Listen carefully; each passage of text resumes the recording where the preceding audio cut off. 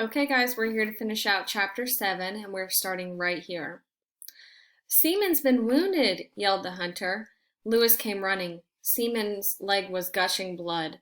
The hunter took the beaver while Lewis laid Seaman on the ground. Kneeling beside the dog, Lewis examined the wound. He applied pressure with his hands to try to stop the bleeding. "Give me something to tie around this wound," Lewis yelled. "Seaman's bleeding to death. The beaver bit through an artery." The hunter ripped a piece of buckskin from the shirt and handed it to Lewis, who tied the leather around Seaman's leg above the gash. A small crowd gathered to help. They lifted Seaman onto a blanket and carried him into camp. Sacagawea tore cloth for dressing, and York gently petted the dog while Lewis worked on his leg. It seemed to Lewis the wound would never stop bleeding. Seaman's deep brown eyes glazed over. He twitched from the pain when Lewis cut away his fur and stitched the ragged wound. But there was no need for the men to hold out his big jaw shut, because he never growled or snapped.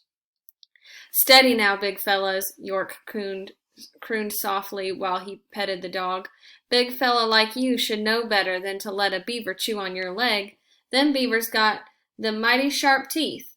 They eat cottonwood for dinner. You gotta watch out for a set of sharp teeth that can chew up a whole trunk." Seaman lifted his head weakly and nuzzled York's hand. His blood had already soaked through 3 changes of the dressings. Lewis had never treated a wound that bled so much. As soon as Clark returned from hunting, he was told about the injury. He hurried over to Lewis. "Is he going to make it, Merriweather?" "I believe we finally got the bleeding stopped, but he's lost too much blood," Lewis's voice cracked. He looked at Clark, the rims of his eyes moist.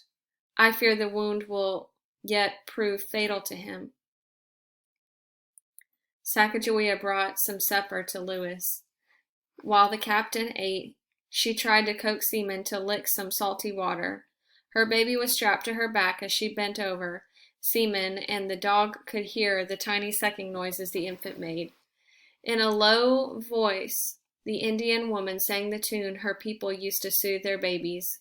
At the sound, Seaman's tail thumped once or twice. Gently, Sacagawea stroked the dog's big head while she dipped her fingers into the bowl of liquid. At last, Seaman lapped some cool water from her fingers. All the men worried about Seaman. George Shannon remembered sleeping against Seaman's broad back after he had been lost and nearly starved. Now he asked permission to sit by Seaman during the night. Clark urged Lewis to let Shannon watch the dog. That way Lewis could get some rest. Lewis finally agreed, but he couldn't sleep. He had enough experience in doctoring to recognize a wound that was likely to be deadly.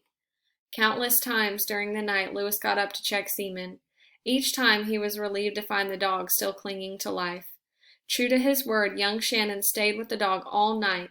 He sat up with his legs folded, cradling Seaman's big head in his lap. In the morning, Seaman was still alive. He lay on his side, too weak to lift himself up, but the tip of his tail thumped softly when Lewis came to check on him. Sacagawea prepared a bed for Seaman in the white pirogue. Shannon, Coulter, and York helped Lewis carry the big dog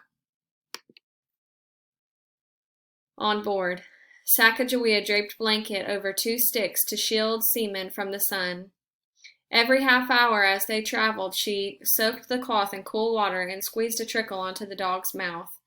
Lewis checked the wound at noon. There was no sign of infection. Perhaps this dog would pull through. By the next evening, Seaman was strong enough to roll onto his stomach and to lift his head. Seaman declared the patient was ready for some food, and the men cheered. John Coulter had saved a bowl of drippings from the meat, and he held it under Seaman's head so that the dog could lap it up. York chopped some meat and mixed it in the broth, and then fed the mush to Seaman by hand. That night, Shannon again asked permission to stay next to Seaman, and Lewis agreed. The captain had already decided that he too would sleep beside the dog. It would be comfort to hear Seaman's breathing during the night. Come morning, Seaman was able to stand up on his 3 good legs, but Lewis was afraid the dog would reopen the wound if he moved too much, so he told the men to carry Seaman onto the pirogue. That day the dog rode again in the shade of the blanket as they traveled.